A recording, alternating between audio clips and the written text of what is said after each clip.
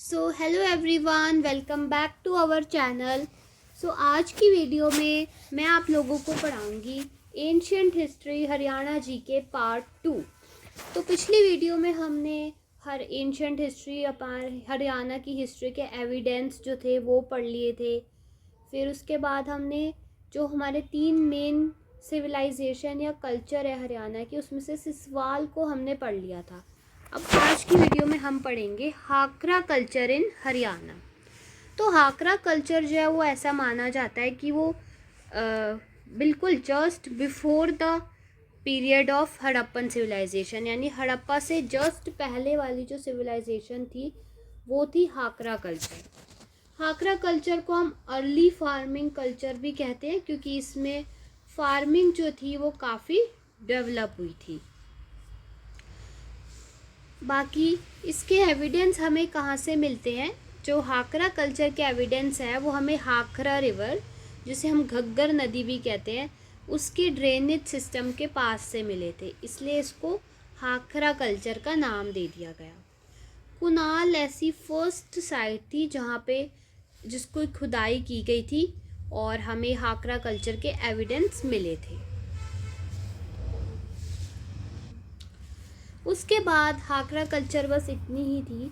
उसके बाद हमारी सबसे important main Indus Valley civilisation को हम स्टार्ट करेंगे, जिसे हम हड़प्पन सिविलाइजेशन भी कहते हैं। तो अब ये बहुत ही लंबी सिविलाइजेशन है, काफ़ी ज़्यादा फ्लोरिश्ड सिविलाइजेशन है, बहुत ही एडवांस्ड सिविलाइजेशन थी।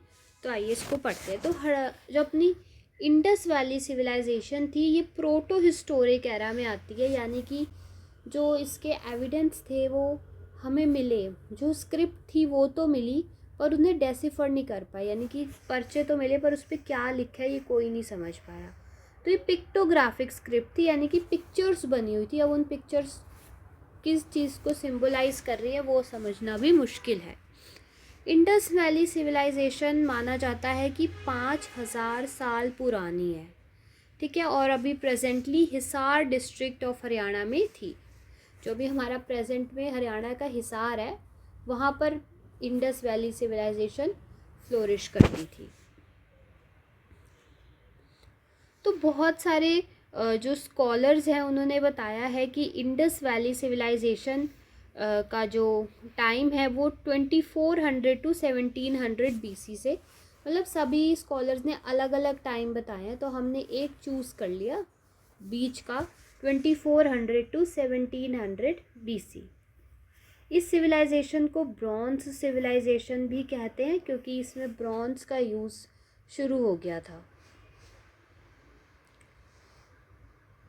नेक्स्ट देखें तो आर्कियोलॉजिस्ट ने इंडस वैली सिविलाइजेशन को 3 फेजेस में डिवाइड किया है, early, mature and let phase, ठीक है, जिसमें हमारे पास 241 सेटलमेंट है इनिशियल फेज़ में, 145 सेटलमेंट सेकंड फेज़ में और 842 सेटलमेंट थर्ड फेज़ में, यानी सबसे ज़्यादा जो हमारा लास्ट फेज़ था उसमें हमारी इंडस वैली में सेटलमेंट्स थी।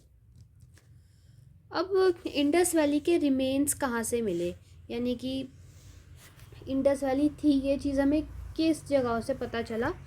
तो 2 प्लेसेस हैं, सरस्वती रिवर वैली और दृष्टावती रिवर वैली। इन दोनों रिवर वैलीज़ के बैंक्स पर ही हमें जो है इंडस वैली सिविलाइजेशन के एविडेंस रिमेन्स हमें मिलते हैं। अब हम करेंगे important centres of Indus Valley civilisation, यानी कि कौन से इम्पॉर्टेंट साइट्स थी जहाँ पर हमें इंडस वैली के मेजर एविडेंस मिले, प्रूफ मिले। तो अब हम उनके बारे में पढ़ेंगे। तो सबसे पहली आती है बनावली। तो बनावली जो है एक बहुत ही इम्पॉर्टेंट प्लेस है इंडस वैली सिविलाइजेशन का, जो हमारी सरस्वती रिवर वैली में है, फतेहाबाद डिस्ट्रिक्ट के अंदर हरियाणा के। तो बनावली तो हमने सिसवाल में भी पढ़ा है कि बनावली कहाँ पर है, फतेहाबाद डिस्ट्रिक्ट में है, और सरस्वती रिवर वैली पर हमें इंडस वैली सिविलाइजेशन के वो मिले थे। इससे हमें पता चला कि पीपल इंडस वैली के पीपल कैसे रहते थे, information about the settlement pattern of the people of Siswal और इंडस दोनों की हमें बनावली से पता चलता है। इसको डिस्कवर किसने किया? आर.एस. बिष्ट ने 1973-74 में। हम इसको ऐसे ही याद करते हैं कि बी फॉर अपना Banawali and B for Bisht. Excavation जो थी वो स्टार्ट हो गई थी, यानी कि डिस्कवर खोज लिया था कि इस जगह पे मिल सकता है 73-74 में, और खुदाई 74 तक शुरू करा दी थी। इधर जो सिटी थी वो प्लान थी on the pattern of a chess board. जैसे चेस बोर्ड का पैटर्न होता है वैसे ही सिटी में जो प्लान थी, मतलब वैसे ही उस सिटी का नक्शा था। ठीक है, वेस्टर्न पार्ट जो था वो मतलब हाई क्लास के पीपल रहते थे और ईस्ट पार्ट में लोअर या कॉमन मिडिल क्लास के पीपल रहते थे। ईस्टर्न पार्ट में मैंने आपको बताया कि ईस्टर्न पार्ट में आपके सिंपल और कॉमन पीपल रहते थे। रोड भी एग्जिस्ट करती थी, यानी सड़कें थी अलग अलग, यानी ऐसे नहीं था कि पूरा एक मैदान बना है और यहाँ पर घर हैं, ऐसा नहीं था। एक प्रॉपर मतलब सिस्टम था, सड़कें थी, गलियाँ जा रही थी और उनमें घर बने हुए थे, चीज़ें बनी हुई थी। ठीक है, एक हमें अजीब से एनिमल का पोस्चर वहाँ पे दिखाई देता है जिसकी बॉडी है लॉयन की और हॉर्न है बुल के, यानी कि लॉयन की बॉडी है लेकिन उस पर सींग बैल वाले लगे हुए हैं। ठीक है, और भी एविडेंस हमें मिलते हैं जैसे कि क्ले के बने हुए toys, wheels of bullock cart, barley के, ग्रेन्स के, और फर्स्ट मदर गॉडेस का टेराकोटा फिगरीन भी मिलता है। ठीक है, एविडेंस ऑफ फायर अल्तार, हमें गोल्ड और सिल्वर के पीसेस मिलते हैं, स्टैम्प्स मिलती हैं यहाँ से जिन पर वाइल्ड गोट, हॉर्स, ये सब एनिमल के स्टैम्प्स हमें मिलती हैं, बोन्स मिलती हैं, बाकी ब्रिक्स मिलती हैं जिसकी रेशो थी 1:2:3 के, उसमें ब्रिक्स मिलती हैं, beads, bangles, jewellery, weighing tool, ये सब आपको हर जगह से ही मिलेगा लगभग। और पर बनावली में बहुत कुछ था, but there was a lack of drainage system, जो कि इंडस वैली का एक मेजर कैरेक्टरिस्टिक माना जाता है कि इंडस वैली में ड्रेनेज सिस्टम बहुत ही ऑर्गेनाइज था, लेकिन बनावली में हमें ड्रेनेज सिस्टम कहीं नहीं दिखा। तो ये देख लो, ये बनावली के जैसे ये मदर गॉडेस का फिगरीन है, रॉक के बनी हुई चीज़ें, टेराकोटा की। ठीक है, ये wheels, house hold items, terracotta की बनी हुई चीज़ें, ये सब आपको दिख रही हैं।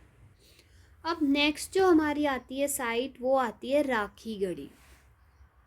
पहली हमने बनावली पढ़ ली, अब दूसरी है राखीगढ़ी।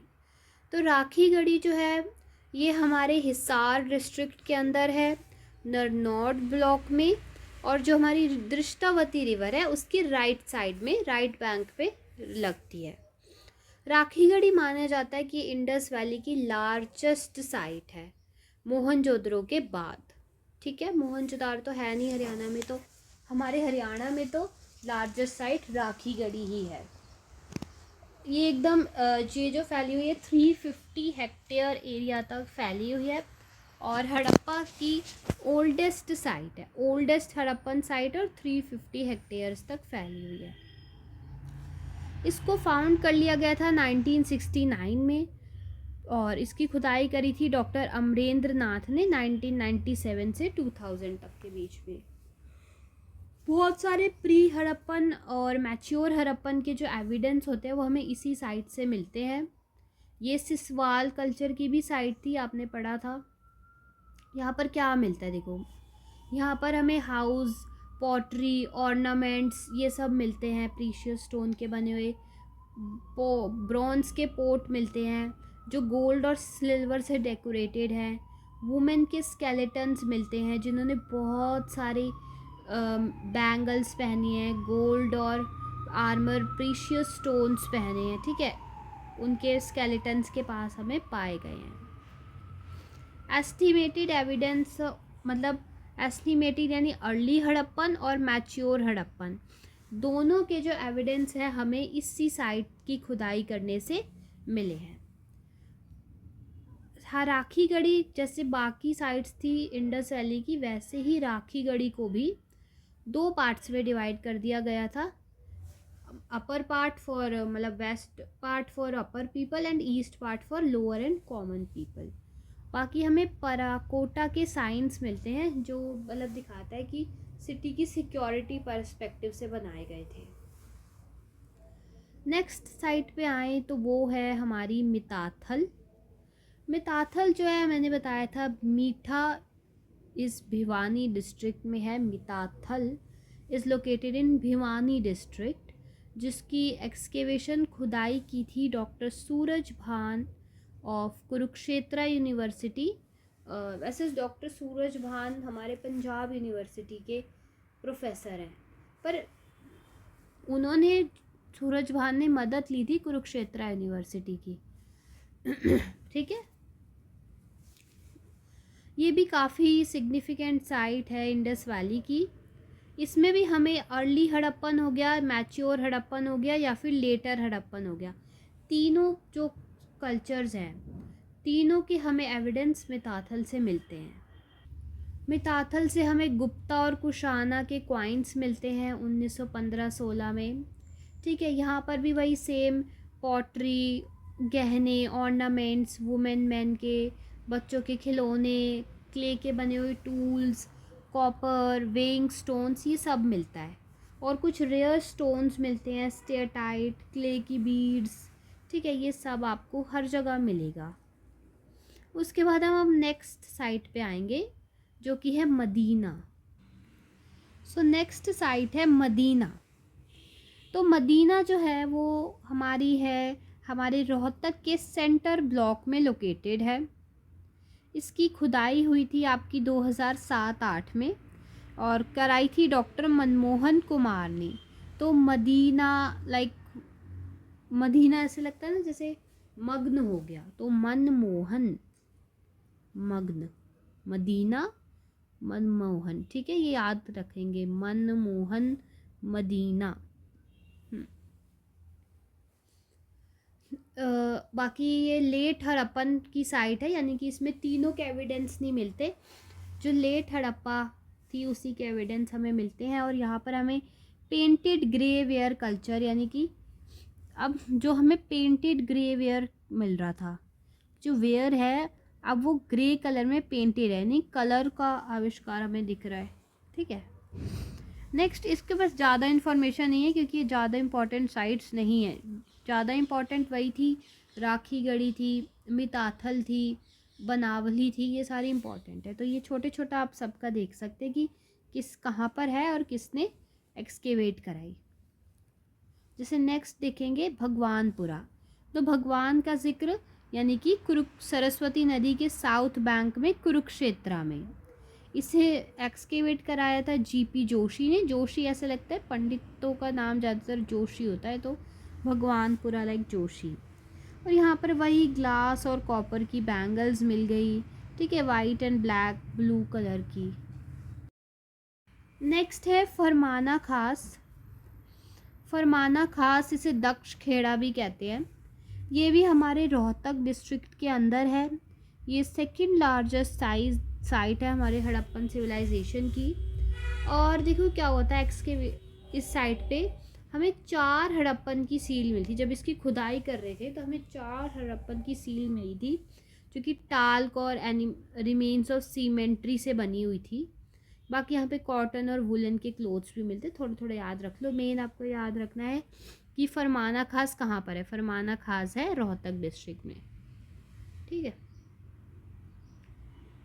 नेक्स्ट ऐसी आती है दौलतपुर। ये अभी हमारी दृष्टावती के बैंक पर थानेसर के पास है। तो मतलब जहाँ पे थानेसर मीन्स वर्ड कुरुक्षेत्र, तो कुरुक्षेत्र में क्या है, भगवान थे। तो भगवान यानी कि बहुत बड़ी दौलत थे। सो इससे बड़ी दौलत क्या हो सकती है, तो दौलतपुर। बाकी हमें many remnants belonging to Indus Valley civilisation have been belong here. ये साइट को एक्सकेवेट खुदाई कराई थी हमारे department of antiquities of Kurukshetra university ने। ठीक है, बाकी हमें दौलतपुर के जो रिमेन्स हैं या रेलिक्स हैं वो जो है third phase of Indus valley को यानी कि लेट हड़प्पन को बिलोंग करते हैं। यानी कि जैसे हमने पढ़ा कि जो अपनी राखी गढ़ी थी वो तीनों से बिलोंग करती थी, अर्ली, मिड, मैच्योर और लेट से।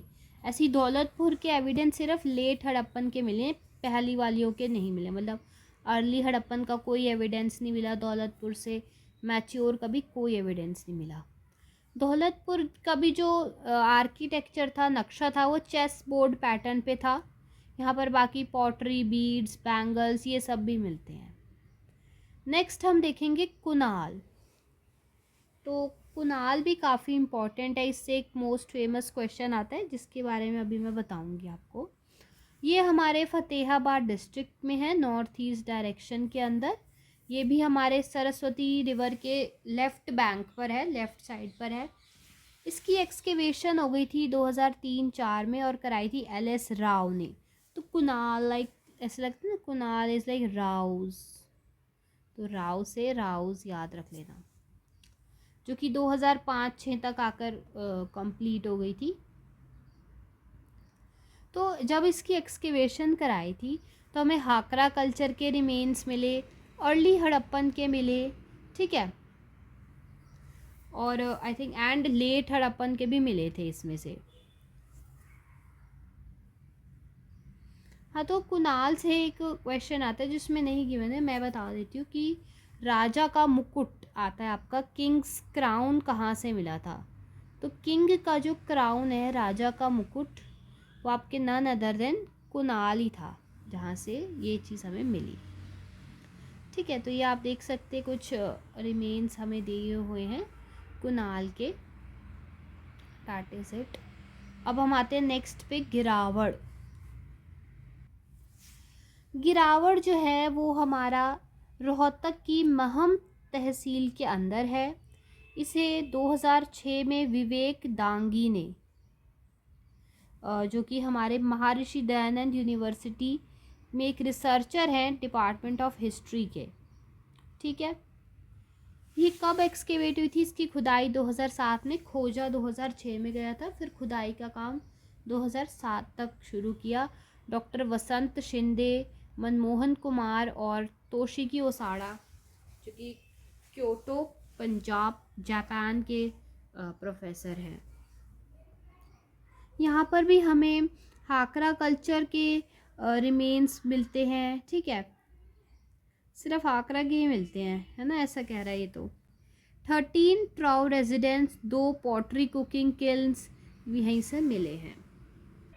ओके, सो नेक्स्ट साइट है हमारी बालू। अब ज़्यादा नहीं रही है, थोड़ी बहुत ही रही है। तो बालू जो है वो हमारे कैथल डिस्ट्रिक्ट के अंदर है, जिसे डॉक्टर सूरज भान और डॉक्टर जिम जे शेफर ने डिस्कवर किया 1977 में। इसकी एक्सकेवेशन हुई 1979 में उदयवीर और डॉक्टर सूरज भान के अंडर। वही डॉक्टर सूरज भान ने डिस्कवर भी किया था और फिर खुदाई भी करवाई।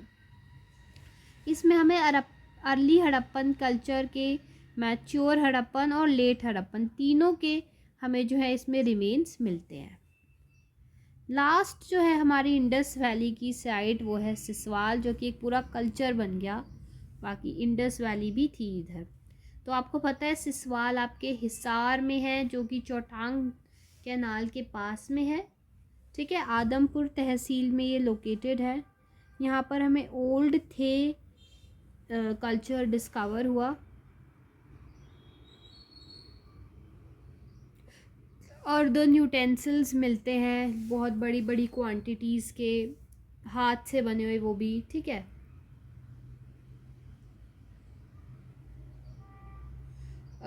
बाकी हमें कालीबंगा से काफ़ी सामान दिखता है, कॉपर की बनी हुई कॉपर हैंडल्ड गिल्डेड ऑब्जेक्ट मिलते हैं, ठीक है। Excavation work of this site was done by Suraj Bhan under the aegis of Punjab University.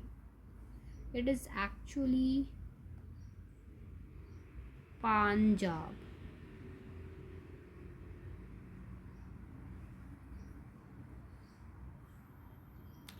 चलिए नेक्स्ट आते हैं। अब कुछ इम्पॉर्टेंट फीचर्स पढ़ेंगे इंडस वैली सिविलाइजेशन की। तो हमने पूरी इंडस वैली सिविलाइजेशन पढ़ ली, एक तरह से रिवीजन समझ लो इंडस वैली सिविलाइजेशन का। तो हमें पता है कि ये पहली अर्बन सिविलाइजेशन थी। अर्बन यानी कि एकदम शहरी तरह से लोग रहते थे, कोई गांव का हिसाब नहीं है, मतलब एकदम रिच टाइप के लोग रहते थे इधर।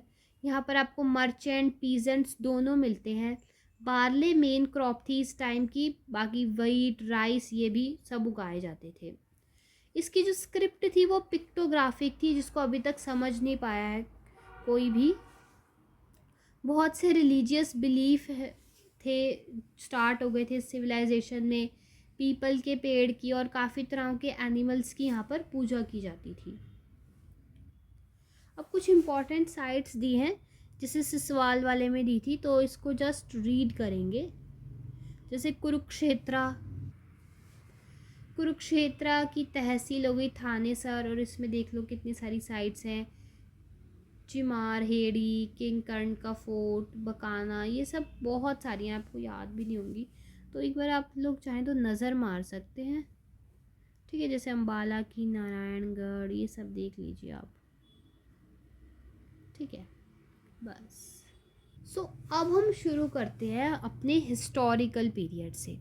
तो हमने एंशियंट हिस्ट्री को 3 पार्ट्स में डिवाइड किया था, प्री हिस्टोरिक, प्रोटो हिस्टोरिक और हिस्टोरिकल।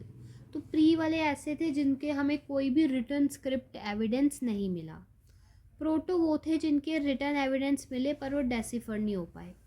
और हिस्टोरिकल वो हैं जिनके एविडेंस भी मिले और वो डेसिफर भी हो पाए। ठीक है, तो अब हम लास्ट पार्ट पे हैं एंशियंट हिस्ट्री के। तो ये पीरियड जो था, the period when all the recorded history of that period can be red, यानी कि हम उसे पढ़ सकते हैं, समझ सकते हैं, उसको हम कहते हैं हिस्टोरिकल पीरियड। तो चलो हम स्टार्ट करते हैं। सबसे पहला आता है वैदिक पीरियड, यानी कि वेदों का काल। तो इंडस वैली सिविलाइजेशन के बाद एक नई सिविलाइजेशन डेवलप हुई थी इंडिया में, जिसे हम वैदिक सिविलाइजेशन कहते हैं, यानी लोगों ने वेदों को फॉलो करना शुरू कर दिया था। तो इस सिविलाइजेशन की या इस पीरियड की इंफॉर्मेशन हमें ज़्यादातर वेदों से मिलती है, जिसमें से ऋग्वेद जो है वो सबसे पुराना और सबसे ओल्डेस्ट वेद है। वर्ड जो हरियाणा है, जो हरियाणा शब्द हम सुनते हैं, वो एक्चुअली ऋग्वेद की बुक में ऐसे यूज़ हुआ है, रज हरियाणे। ठीक है, और बाकी ऋग्वेद में हरियाणा को हरना भी कहा गया है। वैदिक पीरियड में Haryana was a major part of Aryavarta. ठीक है, ये जो पार्ट था, इसको मतलब इरिगेशन कैसे होती थी, तो हमारे आपको पता है 2 मेन नदियाँ सरस्वती और दृष्टावती नदी की मदद से यहाँ पर इरिगेशन किया जाता था। ऐसा मानते हैं कि स्कंद पुराण के अकॉर्डिंग हरियाणा नाम जो है वो हरियाली से आया है। ठीक है, रोहतक का मेंशन किया हुआ है नकुल दिग्विजय के अंदर। ये सब हमने पहले जो एविडेंस मैंने पढ़ाए थे उसमें सब मैंने पढ़ा रखा है। भगवद गीता जो कि एक हमारा एंशियंट एपिक है, यानी कि पोएम है या ग्रंथ है हरियाणा का, और उसमें हमें पानीपत का एंशियंट नेम पानप्रस्थ मिलता है। कुरुक्षेत्र को हरि क्षेत्र बताया गया है स्कंद पुराण में। अब हम सबसे पहले पढ़ेंगे सेटलमेंट्स ऑफ आर्यन पीपल, यानी कि वेदों में या ज़्यादातर ऐसा माना जाता है कि आर्य जो थे, इंडस वैली सिविलाइजेशन के बाद आर्य लोग जो थे वो हमारे इंडिया में आ गए थे और इंडस वैली वाली जगह पे बस गए थे, और वहीं से वेदों की सिविलाइजेशन जो है वो स्टार्ट हो गई। तो वैदिक एविडेंस के बेस पर, ऑफ वैदिक एविडेंस ऑफ द आर्यंस, ऐसा कह सकते हैं कि Aryans were astonished by seeing the fertile land of Haryana. Aryans एकदम हक्के बक्के रह गए थे कि हरियाणा में कितना ज़्यादा फर्टाइल लैंड है, तो इसलिए उन्होंने हरियाणा को ही अपना पहला हैबिटेट, अपने पहली रहने की जगह बनाया। हमारे फेमस हिस्टोरियन HR गुप्ता कहते हैं कि origin of the word Haryana after the arrival of Aryans. तो उनके अकॉर्डिंग हरियाणा आर्यंस के बाद ही आया, यानी आर्यंस आए, उन्हीं से हरियाणा शब्द आया। ठीक है, आर्याना, जैसे आर्यंस और नाम की स्पेलिंग देखो कितनी मैच कर रही है, तो उन्हीं से हरियाणा शब्द आया है। आर्यंस जो थे वो हरियाणा में अपनी सेटलमेंट कर रहे थे, और भी जो बहुत सारी स्टेट्स उसके आसपास लगती थी वहाँ पर उन्हें अपने आप को सेटल कर दिया था, इस्टेब्लिश कर दिया था, और तभी से वैदिक कल्चर जो है वो फ्लोरिश होना, बढ़ना शुरू हो गया। आर्कियोलॉजिस्ट जो हैं B B Lal related Aryans with the painted grey ware culture, उनका कहना है कि पेंटेड ग्रेवेयर कल्चर जो वो आर्यंस ही लाए हैं, क्योंकि हमें एक लगभग 300 साइट्स मिलती हैं पेंटेड ग्रेवेयर कल्चर की हरियाणा के अंदर, दौलतपुर में, सुघ में और किंगकर्ण के फोर्ट में। बहुत से स्कॉलर्स का ऐसा ओपिनियन है, यानी कि बड़े बड़े विद्वानों का ऐसा ओपिनियन है कि first centre of Aryan civilisation जो था वो हरियाणा था, यानी कि आर्यंस सबसे पहले हरियाणा में आए थे, और आर्यनों ने हरियाणा को अपनी देव भूमि कहा है। वैदिक पीरियड के हिसाब से Haryana is the history of the land of Bharat dynasty. तो भारत डायनेस्टी जिस पर हमारे भारत का नाम पड़ा है, जिस राजा भरत के ऊपर, वो भी हरियाणा में ही, उनकी जो डायनेस्टी थी, रूल उन्होंने हरियाणा में ही किया है। अब हम देखेंगे struggle of the Aryan and the non Aryan people. तो पहला जो मेजर कन्फ्लिक्ट था आर्यन में वो था पानी का, जो कि लोकल ट्राइब को बिलोंग करता था, और पानी ट्राइबल ग्रुप को कहते थे पानीप्रस्त, जिसको अब हम पानीपत कहते हैं। तो लोकल ट्राइबल कहते होंगे कि नहीं हमारा पानी है, आर्यन कहते थे हम भी पिएंगे पानी, तो ये सब हो सकता है।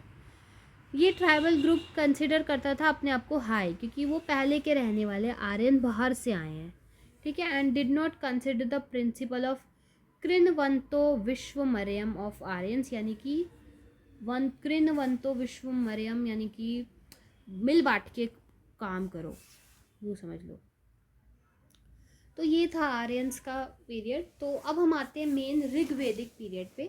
तो वैदिक काल भी जो है ना वो 2 पार्ट्स में डिवाइडेड है, 4 वेद है टोटल। तो एक ऋग्वेदिक पीरियड यानी कि अर्ली वैदिक पीरियड कहते हैं, और फिर उसके बाद लेटर वैदिक पीरियड, जिसमें फिर बाकी के 3 वेद इंक्लूड होते हैं, अथर्ववेद, यजुर्वेद और सामवेद। तो पहला है ऋग्वेदिक पीरियड। तो ऋग्वेद का पीरियड जो है वो लगभग 1500 से 1000 BC तक रहा था। माना जाता है कि पहला आर्यंस का किंग जो था Manu, Vaivasvata, among the 4 sons of Manu, ठीक है।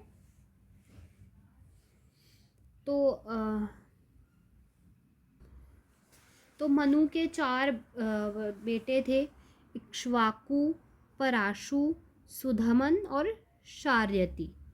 सुधमन और शार्यती जो है वो हरियाणा से रिलेटेड है, बाकी इक्ष्वाकु और पारशु जो है वो दूसरी स्टेट से रिलेटेड होंगे, हमें उनका नहीं पढ़ना। तो जो देखो सरस्वती और सतलुज रिवर के बीच का जो एरिया था वो सुधमन के अंडर था, जो कि अब आज का अम्बाला और कुरुक्षेत्र रीजन, और area which is situated on the border of Rajasthan to Mewat वो था शार्यती के कंट्रोल में, और इनकी कैपिटल थी नरनौल। शार्यती ने अश्वमेघ यज्ञ कराया था, जो कि भरगावा ऋषि छाव्यन ने कराया था, और भरगावा ऋषि जो हमारे दौसी प्लेस है नियर द नरनौल, वहाँ से बिलोंग करते हैं।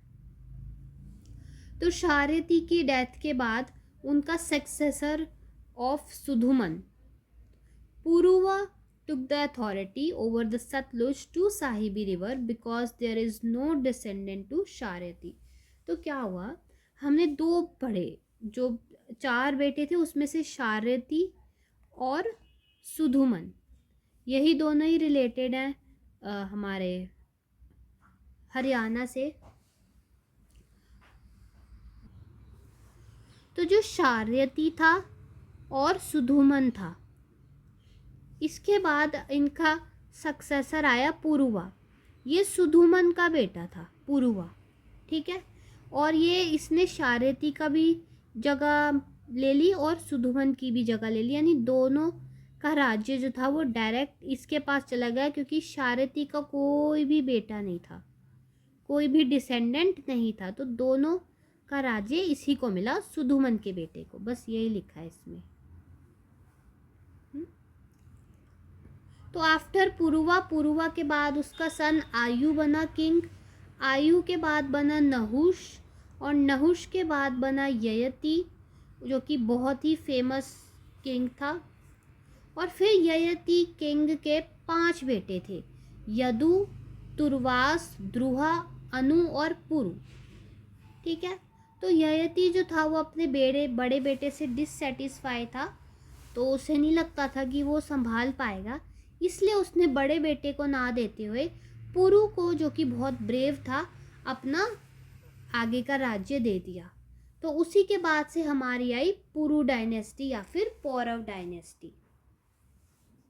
एक और रूलर था राजा भरत, जो कि बहुत ब्रेव था और उसने अपना किंगडम गंगा नदी के आसपास पूरा फैला लिया था। India got its name Bharat after the ruler Bharata and Paurava dynasty came to be known as Bharat dynasty, क्योंकि ये भारत जो रूलर था ये पौरव डायनेस्टी का ही था, तो इसलिए इसके नाम पर फिर हो गई आपकी भारता डायनेस्टी। तो ये था हमारा ऋग्वैदिक पीरियड। अब ऋग्वेद पीरियड के बाद आता है लेटर वैदिक पीरियड, यानी कि बाकी के 3 वेदों का जो पीरियड है वो आता है लेटर वैदिक पीरियड में। लेटर वैदिक पीरियड आपका रहा 1000 से 600 BC तक, और इसमें हरियाणा को रूल किया कुरु डायनेस्टी ने। तो ऐसा माना जाता है स्कॉलर्स के अकॉर्डिंग, जो कुरु श्रवणा जो था, ऐसा वो ऋग्वेद में डिस्क्राइब किया गया है, जिसमें कुरु को हम त्रासदास्यु का डिसेंडेंट मानते हैं। अब त्रासदास्यु कौन है पता नहीं, कुछ होगा। तो जो राजा कुरु था उसने पंचालों को हरा दिया था, और सरस्वती के आसपास का जो सारा रीजन है जिसे हम कुरु जंगल कहते हैं और अभी उसे कुरुक्षेत्र कहते हैं प्रेजेंटली, वो सारा कैप्चर कर लिया था। कुरुक्षेत्र नाम भी जो है राजा कुरु के नाम पे पड़ा, क्योंकि उन्होंने जीता था ना कुरु जंगल वाला एरिया। फिर कुरु के जो सक्सेसर थे बाद में परीक्षित थे, फिर परीक्षित का सक्सेसर था वो जुहू, फिर जुहू का सक्सेसर सूरत, ऐसे बहुत सारे सक्सेसर इनके रहे, बेटे के बेटे बेटे। हम जो मेन जिन्होंने अच्छा काम किया हम उन्हीं के बारे में पढ़ेंगे। जैसे कि एक आता है शांतनु, ये बहुत ही अच्छे और मैजेस्टिक किंग रहे कुरु डायनेस्टी के। इनकी 2 रानियां थी, एक थी गंगा और दूसरी थी सत्यवती। और फिर इनके गंगा से 3 बेटे हुए, देवव्रत, जो मेन देवव्रत नहीं, गंगा से नहीं, इनके वैसे 3 बच्चे हुए। इनके 3 बेटे थे, गंगा से हुए देवव्रत, और जो सत्यवती थे उनसे 2 बेटे हुए, चित्रांग और विचित्रावीर्या। ठीक है, फिर गंधार जो थे उन्होंने कुरु डायनेस्टी पे अटैक कर दिया जब शांतनु राजा था।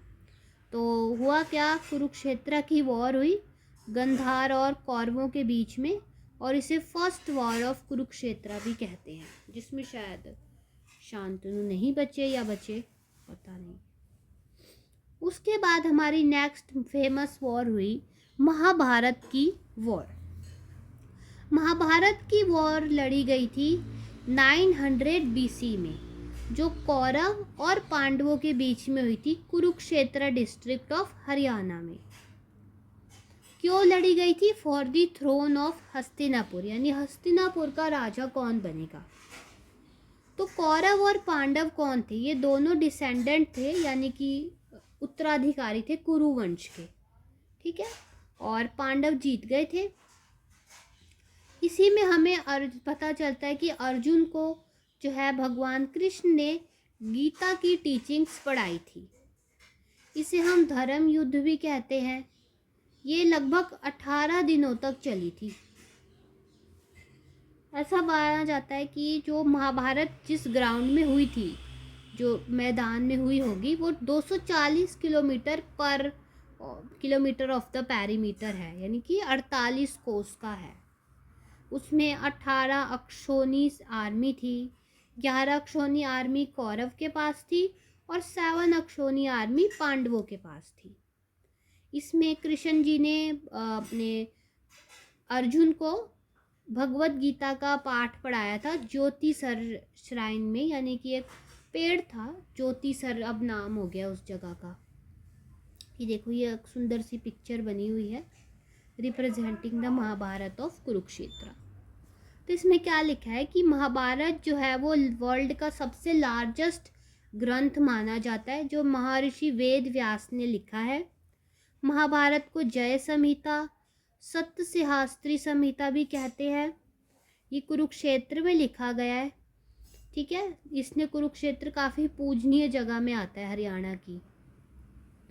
और इसका ओरिजिनल नेम जो है महाभारत का वो है पंचाली कथा।